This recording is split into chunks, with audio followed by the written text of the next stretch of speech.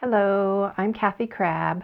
I'm an artist, astrologer, a soul reader, and an oracle deck maker here in Temecula, Southern California. Just blessing our space with sage collected on my road, white sage, here in Temecula. And I'm just saying a blessing, a prayer, a cleansing, an affirmation, just to keep this space we're in sacred and special as I do a Moon Day soul reading, which I share on my blog and here on YouTube. So what happens every Moon Day is I pull cards from my 4 hand-painted decks, and I also share a little bit about the astrology of the coming week. And I hope that you get some tips or tricks or something to help you settle in, get more intuitive, strengthen that intuitive muscle so you can resonate and, have a wonderful week coming up. So this week we've got the sign of Pisces the moon going into Pisces on November 23rd on Monday. And it's there till Tuesday. Then we have Aries, the moon in Aries until Thursday, and then the moon in Taurus from Thursday all the way through till Sunday. So this week I wanted to share with you some of the original artwork from my newest deck, the Zodiac Goddess Power Deck, a 32-card deck that I actually channeled the artwork for in the 1990s when I was bringing goddess into astrology. I wanted to feel more connected with goddess, and it wasn't really popular at the time. Astrology was mainly very male focused. So this is the deck, and I interpreted each of the signs as goddesses. So this week, because it's Black Friday, I'm having a big November studio sale until the coming full moon. And I wanted to share with you a few of the originals that I've got on special right now. So if you go to my website, kathycrabbe.com, and you click on the sale, use the code at checkout SACRED. And these are some of the things from my deck and from that series that are on special right now. So this is the original painting. This is one of the smaller paintings from the deck. This is Taurus. I've also got the larger paintings on sale as well. This one isn't in the deck, but she is representing Pisces, and she has a story as well. And this is the goddess for Taurus.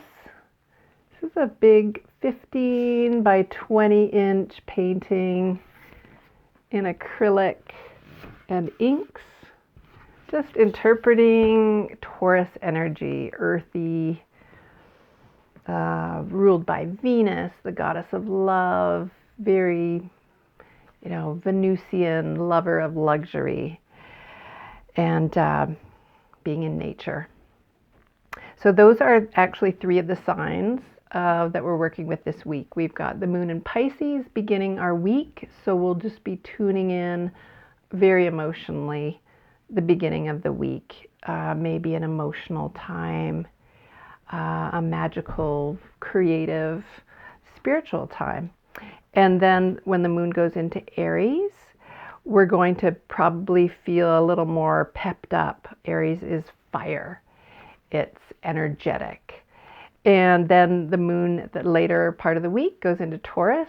So we may feel like, just being pampered, being, held, feeling, maybe we need some warm blankets. We want to feel cozy. Those are all things Taurus that really relates to. So yes, I use the wee moon to track the moon.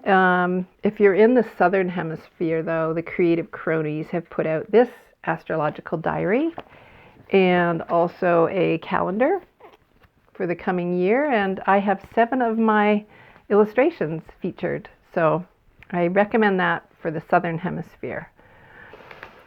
Okay, so I've gone ahead and pulled a couple cards already, and I'll share those with you. The first card is from my Lefty Oracle deck, the deck I drew with my non-dominant left hand, the intuitive hand.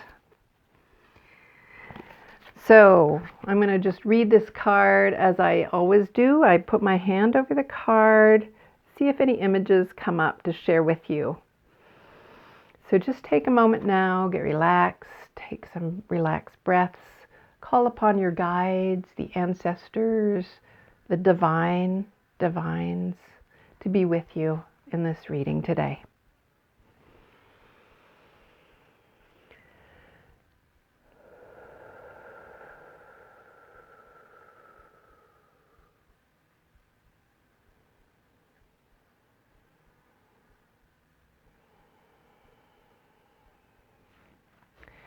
Okay, we are in the dark part of the year, which began at Halloween here in the Northern Hemisphere.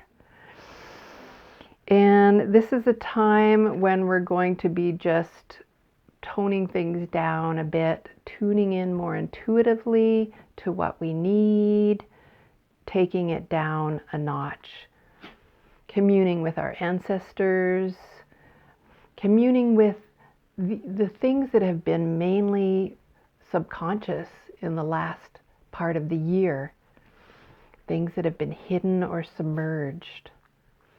We want to get in tune with that energy right now so that when the winter solstice comes, we're at our deepest, darkest knowingness point. And that's when we can really, really work with our intuition to help guide us in the coming year. So the card I got, and I think I just got this card in a past Moon Day soul reading, but Margot recaptures her innocence. And what I was describing is a very subconscious inner child kind of process. So that's what we want to be. We're just toning things down. I know things are gearing up with holiday season, but we're going to want to, go within even more right now. We're going to want to tap into that inner child, that sense of innocence even more, because that's where our strength is going to come from, especially with what's going on in the world right now. We're going to need to call upon that strength to get us through these holidays and to really tune in to the energy. Another way to do that is I am having my class at Susan Weed's Wise Woman School will be starting on December 14th at the Sag new moon. It'll be Sagittarius term of that class. And we will be working with all our intuitive muscles, and we'll be working with all our guides, all the cards, and journaling and creative work as well. Fun, actually. It's going to be a lot of fun, and I'll be leading a guided meditation for the winter solstice and for that full moon as well. Okay, so the next card is from the Fairy Herbal Healing deck, an 80-card cat and fairy deck. This will be coming out next year as a cat herbal, and then the following year as a fairy herbal. So the card I've pulled is chamomile, and we all know chamomile is a gentle, calming, restful herb taken as a tea. And I will share more about the herbal, the spiritual meaning of chamomile in my blog as well, kathycrabbe.com. I'll share all the meaning, the guidebook meaning of these cards. So the next card is from the Elfin Ally Oracle deck, and that's a 72 card spirit animal deck that I painted and came out last year. It has the meaning on the back. and there's spirit animals and elves and fairies and baby dragons being born in that deck.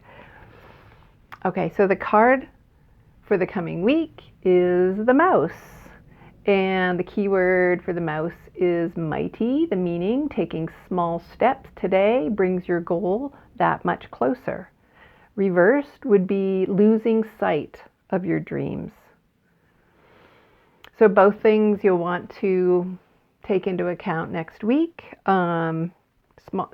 Taking some small steps toward a goal. We're coming up to the full moon.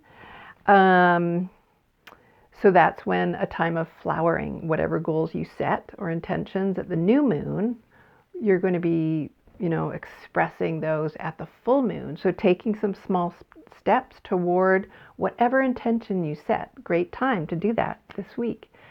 Losing sight of your dream. Is that something that speaks to you?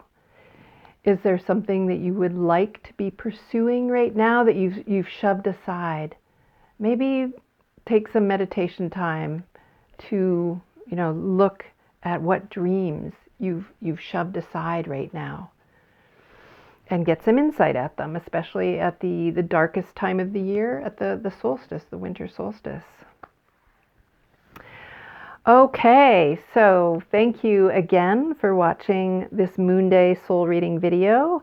And if you are in need of some guidance, some intuitive guidance, inspiration, you have some questions, you want to tune into ancestors or past lives, those are things that I do offer on my website, as well as soul readings.